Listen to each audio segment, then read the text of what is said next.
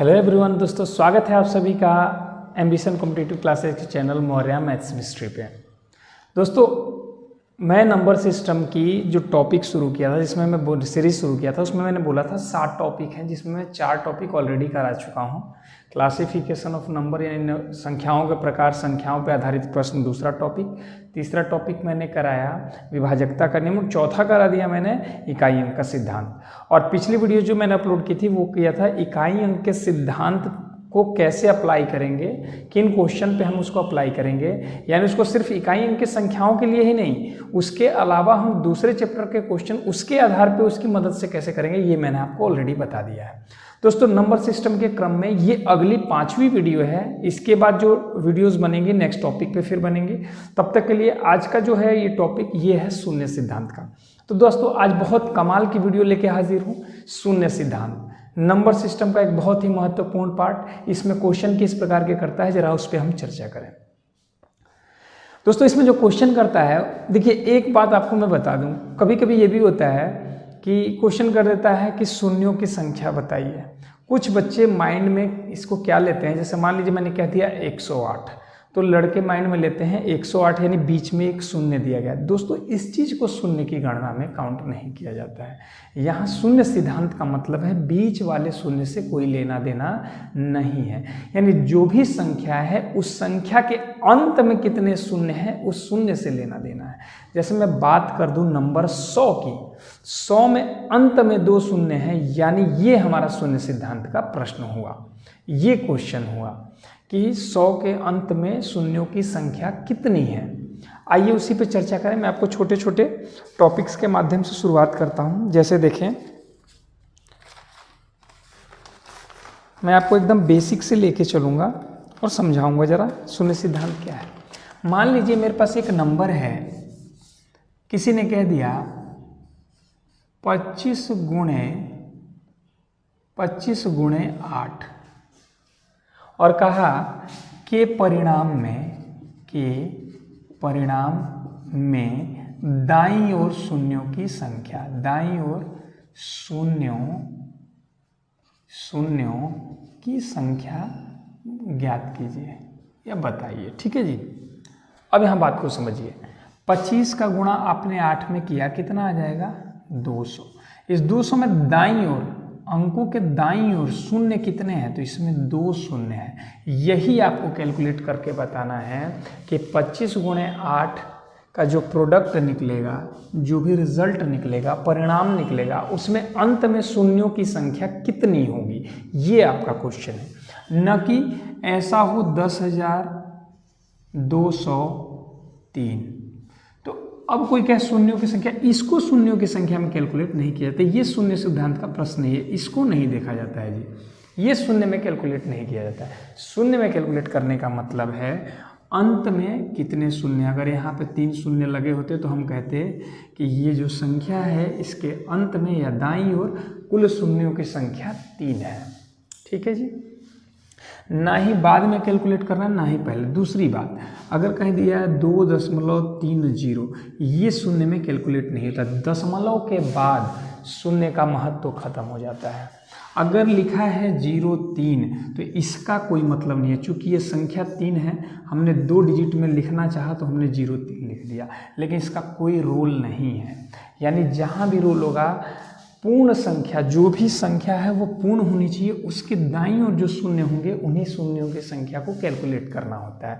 यही शून्यों की संख्या है दोस्तों, यही शून्यों की संख्या है। लेकिन ऐसा नहीं है कि क्वेश्चन कर देगा 25 गुणे 8 के अंत में शून्यों की संख्या बताइए। जो क्वेश्चन करता है इस पर बड़ा लेंदी करता है, बड़ा क्वेश्चन करता है। जैसे कैसे करता है, पहला क्वेश्चन लेते हैं। अच्छा, एक बात और, पहले बारीकियां बताना है। उस बारीकी में एक बात तो मैंने ये बता दिया कि 25 गुणे 8 वाली बात।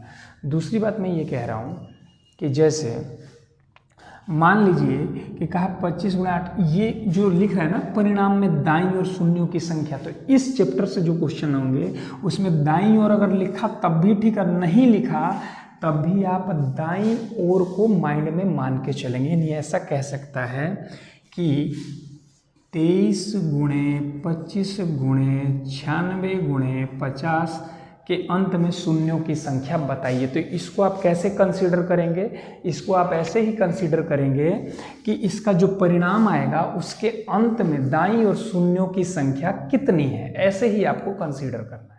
तो दोस्तों इस क्वेश्चन में कहा कि अंत में शून्यों की संख्या कितनी है वो आपको कैलकुलेट करना है, लेकिन इस क्वेश्चन को करके मैं आपको नहीं दिखाऊंगा, सीधे सीधे अब मैं कॉन्सेप्ट की शुरुआत कर रहा हूं ताकि आप इस पे भी पहुंच जाए, क्योंकि इससे पहले कुछ बारीकियां समझना जरूरी है। जैसे देखिए आपका क्वेश्चन जो करता है बड़ा करता है, कह सकता है 1 गुणा 2 गुणा 3 गुणे 4 डॉट डॉट डॉट 10 तक के जो गुणनफल हैं इसके दाईं ओर शून्यों की संख्या बताइए।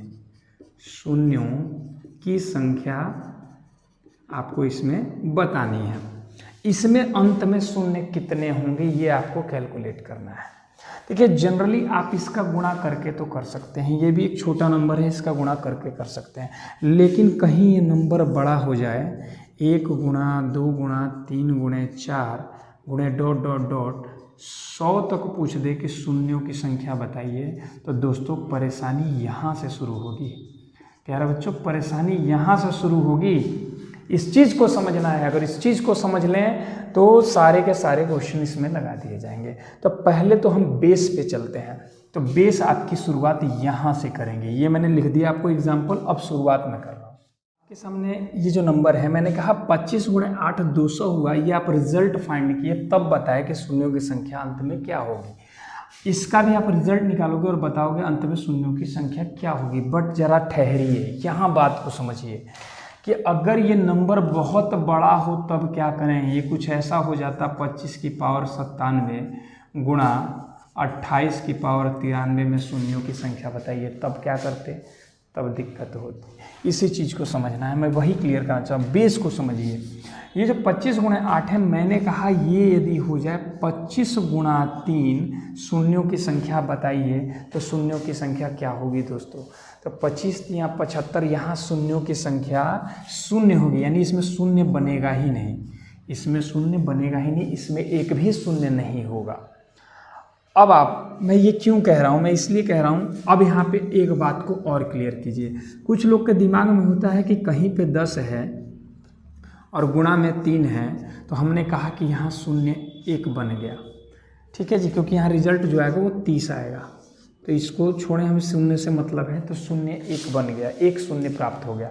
परंतु ये हम लोगों की गलत फहमी है। सभी के दिमाग में बैठा होता है जहाँ 10 होता है वहाँ शून्य होता है। नहीं दोस्तों, जहाँ 10 होता है वहाँ शून्य नहीं होता प्यारे बच्चों। जहाँ 5 होता है वहाँ पे शून्य होता है, और जहाँ 5 होता है वहाँ पे एक ना एक 2 का होना अनिवार्य है। 2 का होना अनिवार्य है शून्य की रचना करने के लिए, शून्य प्राप्त करने के लिए। यदि आपके पास संख्या में 5 दिया गया और यहाँ पे कोई सम संख्या ना मिले, देखिए सम संख्या मिल गई तो सीधा मतलब ये हुआ कि 2 मिल गया, डिजिट 2 मिल गया, अंक 2 मिल गया। लेकिन अगर सम संख्या नहीं है तो डिजिट 2 आपको प्राप्त नहीं होगा, डिजिट 2 आपको प्राप्त नहीं होगा। यानी अगर मैं कह दूं कि 4 6 8, तो आप बताइए इन सब में 2 तो अवेलेबल है ना, यानी सम संख्या मिलेगी तो 2 मिल जाएगा, और 2 मिल जाएगा तो 100% 0 बन जाएगा। यानी एक 5 का और एक 2 का होना अनिवार्य है, यानी 5 और 2 ही मिलके शून्य की रचना करते हैं। अगर हम यहाँ कह दें 10, लोग जो समझते हैं लोग कि भाई 10 जो होता है वही शून्य देता है, तो 10 को आप ब्रेक करके देखिए, एक होगा 5 और दूसरा अंक होगा 2, यानी ये 5 और 2 का मिश्रण है, 5 और 2 का गुणनफल है, और यही 5 और 2 मिले हैं, इसलिए एक शून्य का निर्माण हुआ है। क्यों? क्योंकि इसमें 5 भी एक बार है और 2 भी एक बार है। मतलब शून्यों का निर्माण करने की आधारशिला है 5 अंक 5 और अंक 2, यानी टोटल वर्क जो होगा वो 5 और 2 पे होगा। तो जितना 5 होगा उतना ही 2 होना चाहिए शून्य की रचना करने के लिए। अब मैं यहाँ कह दूँ कि भाई यहाँ पे मेरे पास 2 5 दे दिया गया और यहाँ पे दे दिया गया 1 2, आप मुझे बताइए कितने शून्य बनेंगे। दोस्तों जैसे इस दुनिया में जोड़ियाँ बनती हैं शादी की, कि एक लड़का और एक लड़की, यानी शादी के लिए एक पुरुष और एक स्त्री की आवश्यकता है, ठीक उसी प्रकार शून्य का निर्माण करने के लिए 1 5 और दूसरे 2 की आवश्यकता है, दूसरे 2 की आवश्यकता है। 1 5 तो ये रह गया, तो आप बताइए क्या है यहाँ शून्य बनेगा? बिल्कुल नहीं बनेगा। इसलिए नहीं बनेगा कि 5 दूनी 10, पर इस 5 का मल्टीप्लाई आप किस में कराओगे? ये अकेला पड़ गया, ये अकेला पड़ गया, इसमें शून्य एक ही बन गया। अब कुछ लोग के दिमाग में जा रहा होगा इसको इससे गुणा करा दें। तो आप एक बात बताइए, 5 25 25 दूना 50, आप बताइए शून्य कितना बना? शून्य तो एक ही बना। क्यों?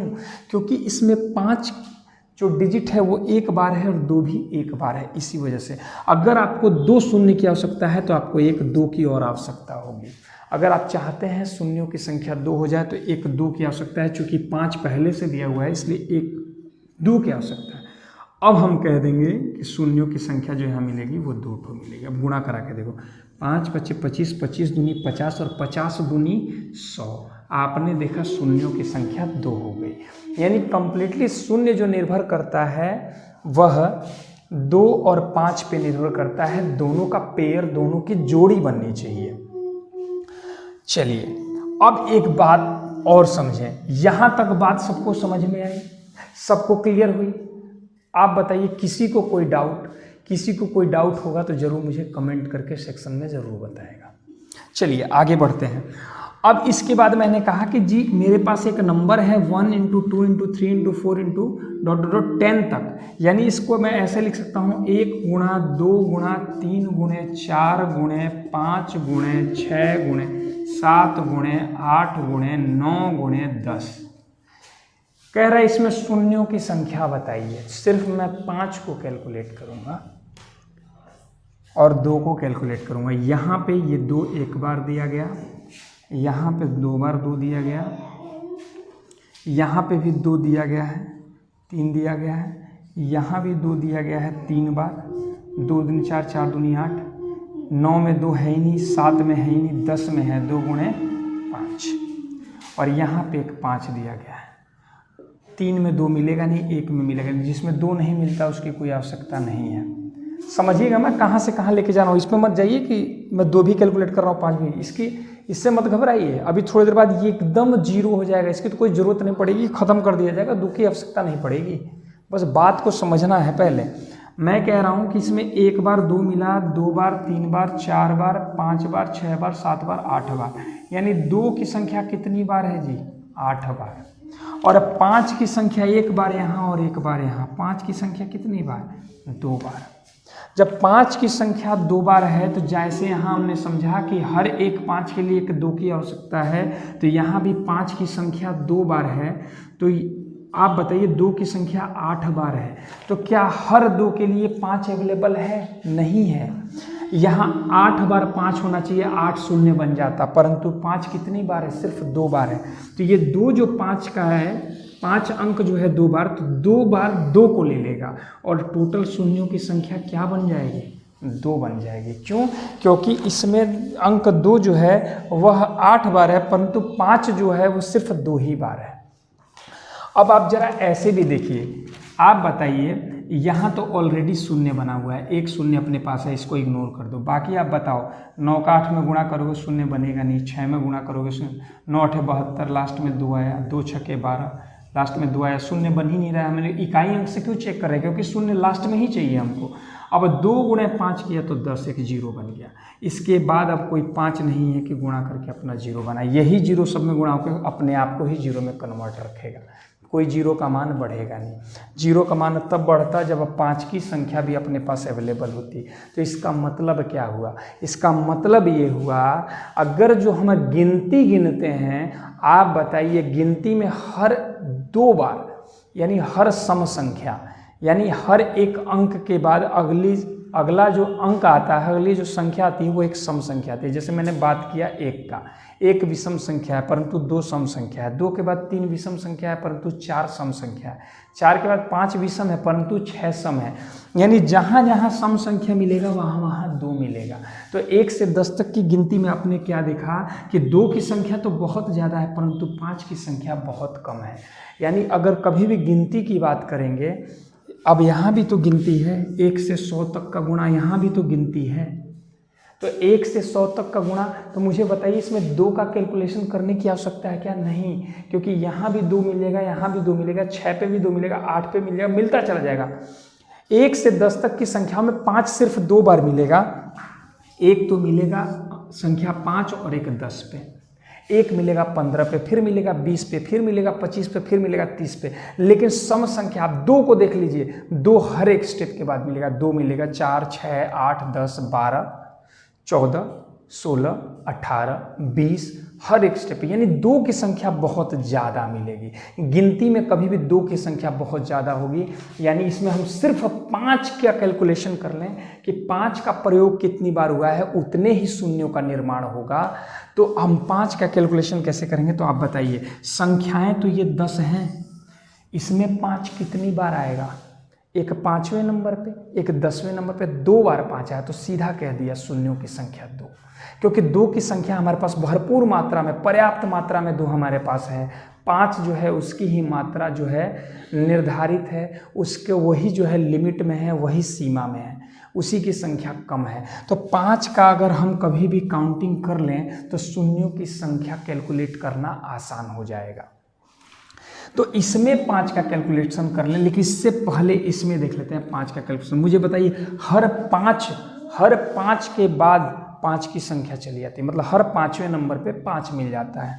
ठीक है जी, हर 5वें नंबर पे 5 मिल जाता है। तो इसका मतलब ये हुआ, अगर 1 से 5 तक की संख्या हो तो इसमें 5 कितनी बार मिलेगा? 1 बार। तो 1 से 5 तक बोला तो नहीं, 5 में भाग लगाइए 5 का, तो कितना बार 1 मिला? 1 बार। अगर कहना हो 1 से 10 बार कितने 5, तो 10 में भाग लगाइए 5 का, 5 से काटा 2 बार, क्योंकि हर 5वें नंबर पे है 2, तो 2 बार काटा तो हमारा मिल गया। यानी 1 से 10 तक की संख्याओं में 2 बार 5 मिलेगा, इसलिए शून्यों की संख्या क्या होगी? 2 होगी। यानी अगर आपको ये लॉजिक पता होता तो जैसे ही आपने क्वेश्चन देखा कि 1 से 10 तक के गुणनफल के शून्यों की संख्या बताइए, तो 10 में 5 का भाग लगाया, आपके पास रिजल्ट आया 2, भागफल आया 2, आपने सीधा सीधा कह दिया कि शून्यों की संख्या 2 होगी। बताइए दोस्तों, कहीं कोई डाउट, कहीं कोई प्रॉब्लम? बहुत ही आसान लॉजिक लेके चल रहा हूँ, बहुत ही बेसिक से लेके चल रहा हूँ।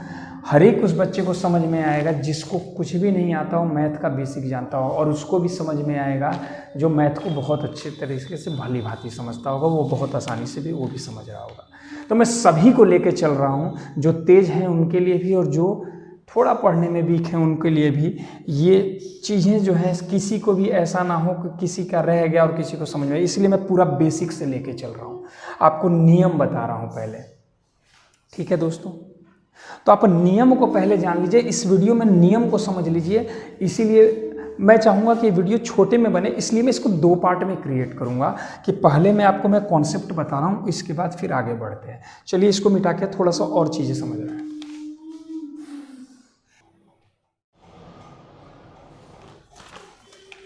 दोस्तों आपके सामने ये क्वेश्चन है कि 1 गुणा 2 गुणा 3 गुणा 4 गुणा 5 ... 30 तक का अगर हो, इसी तरीके से 30 तक का गुणा हो, उसका बोल दे कि दाईं ओर शून्यों की संख्या, दाईं ओर शून्यों की संख्या। दोस्तों दाईं ओर शून्यों की संख्या बोले या सीधे कह दे कि शून्यों की संख्या बताइए, तो हम दाईं ओर ही सीधा कंसिडर करेंगे लास्ट में। अब देखिए, हम इसमें सिर्फ ये पता लगा लें कि 5 की संख्या कितनी है, 5 का डिजिट कितनी बार मिलेगा, तो जाहिर सी बात है हमारा आंसर आ जाएगा। डिजिट का मतलब आप समझ रहे हैं? डिजिट का मतलब यहाँ ये है कि अगर कोई नंबर है 54, तो इसमें आपको 5 का कैलकुलेशन नहीं करना है। डिजिट का मतलब ये नहीं कि सिर्फ 5 डिजिट, डिजिट का मतलब ये है मल्टीपल। यानी यहाँ मैं डिजिट बार बार कह रहा हूँ, वो इसलिए कह रहा हूँ कि आपको बात ये समझ में आ जाए कि ये 54 जो है, इसका आप गुणनखंड करेंगे तो कहीं भी 5 मिलेगा नहीं। यहाँ 9 6 के 54 और 9 का गुणनखंड निकालेंगे 3 गुणे 3 और 6 का निकालेंगे 2 गुणे 3, यानी जो आपका नंबर होगा 3 3 9 3 27 2 9 54, इसमें कहीं 5 नहीं मिल रहा है। यानी जिसमें 5 का गुणनफल हो, 5 का गुणा जिसमें हुआ हो, वही संख्या जो होगी आपको 5 देगी। तो इसमें आपने देखा कि 54 में नहीं है, तो यानी 5 किस में है? 5 तो सीधा सीधा जो 5 है उसमें है, 5 एकम 5। जो 10 है, 5 दूनी 10 उसमें 5 है, 5 तियां 15 उसमें 5 है। ठीक है, उसी प्रकार हम 30 तक का निकालना चाह रहे हैं, तो आप कैसे निकालेंगे? तो यहाँ से शॉर्टकट की शुरुआत कर रहा हूँ, क्योंकि कॉन्सेप्ट आप समझ चुके हैं। आपको पता है कि इसमें 2 की संख्या बहुत ज़्यादा मिलेगी, बट आपको आवश्यकता सिर्फ 5 का पता करने की, क्योंकि इसकी संख्या कम होगी। और गांठ बांध लीजिए, मेरी बात को दिमाग में बैठा लीजिए, जिसकी संख्या कम होगी उतने ही शून्यों का निर्माण होगा। अगर 2 की संख्या कम है तो उतने ही शून्य का निर्माण होगा जितनी की संख्या 2 की संख्या कितनी है। अगर 5 की संख्या कम है, 2 की संख्या ज़्यादा है, तो उतने ही शून्य बनेंगे जितनी संख्या में 5 है। ठीक है, तो इसको पता कैसे करें? तो 30 में भाग लगाएंगे 5 का। अब तरीका यहाँ से शॉर्टकट सिखाने का प्रयास कर रहा हूँ। जब 1 से 10 तक का गुणनफल दिया था, तो हमने क्या किया? 10 में 5 का भाग लगाया और हमने कहा कि 2 शून्य बनेंगे। यहाँ कैसे पता करें? 5 से भाग लगाएंगे, कितनी बार जाएगा? 6 बार जाएगा। जब 6 बार जाएगा तो जब भी आपका जो भागफल मिलेगा, आप ध्यान रखिए, यहाँ शेषफल बचेगा, शेषफल से लेना देना नहीं है, हमें सिर्फ और सिर्फ भागफल से लेना देना है। तो भागफल 6 मिला। अगर भागफल 5 से भाग देने लायक हो, यानी अगर भागफल 5 प्राप्त हो या 5 से अधिक प्राप्त हो, तो पुनः आपको भाग देना है। तो हमने यहाँ 6 लिखा, तो 6 में 5 का भाग चला जाएगा, पुनः 5 से भाग देंगे। फिर देखेंगे कितनी बार जाएगा, तो 1 बार भाग जाएगा। 5 कम 5, हमें भागफल चाहिए। अब इसके बाद 1 में 5 का भाग नहीं जाएगा, बस इसको जोड़ देना है। 6 1 7, तो शून्यों की संख्या कितनी होगी दोस्तों? 7 होगी। 1 से 30 तक कुल शून्यों की संख्या जो होगी वो 7 होगी। अब जरा समझिए, एक तो शून्य मिलेगा 5वें नंबर पे, 5 जो है उसमें 5 ऑलरेडी है, 10 में 5 है, 15 में है, 20 में है, 25 में है, 30 में। आप कहेंगे ये 6 बार है, तो फिर शून्य 7 क्यों बन रहे हैं? कारण है इसके पीछे। क्या कारण है जरा देखिए, यहाँ तो एक ही बार 5 है, यहाँ 5 गुणा 2, यहाँ भी एक ही बार 5 है, यहाँ 5 गुणा 3, यहाँ भी एक ही बार 5 है, यहाँ है 5 गुणे 4, यहाँ भी एक ही बार 5 है, यहाँ है 5 गुणे 5, यहाँ कितनी बार 5 है? यहाँ 2 बार 5 है, और यहाँ 5 गुणा 6, यहाँ 1 बार 5। आप बताइए कितने शून्यों का निर्माण होगा? 2 की संख्या तो बहुत ज़्यादा है, 2 भी है, 4 में 2 बार 2 है, 6 में 1 बार 2 है, 2 3 6, 6 में यहाँ 2 गुणा 3, तो यहाँ 1 2 मिल गया। 8 को लीजिए, इसमें 2 गुणा 2 मिला, तो आप बताइए 3 बार 2 मिला, तो 2 मिल गया, 3 बार मिल गया आपका 2। ठीक है जी, आप बताइए यहीं पे अभी 3 2 5 2 7 2 9, सॉरी हम लोग कहाँ चले गए यार? अच्छा सॉरी, ये 4 वाला है ना, तो 4 वाला, एक तो 2 वाला, एक 4 वाला, एक 6 वाला लिखना बाकी, ये 6 वाला लिख लिए, और 8 वाले 3 बार 2 है। आप देख लिए तो 1 2 3 4 5 6 7 बार आपको 2 मिला। कहाँ तक? सिर्फ अभी 8 तक पहुँचे हैं, अभी 10 में भी 2 अवेलेबल है, 12 में भी 2 अवेलेबल है, 14 में भी। तो 2 की संख्या बहुत ज़्यादा है, इसलिए हम सिर्फ 5 का कैलकुलेशन कर रहे हैं कि 5 की संख्या कितनी है। तो 5 की संख्या पता चल गई 7 है, इसलिए शून्यों की संख्या 7 होगी।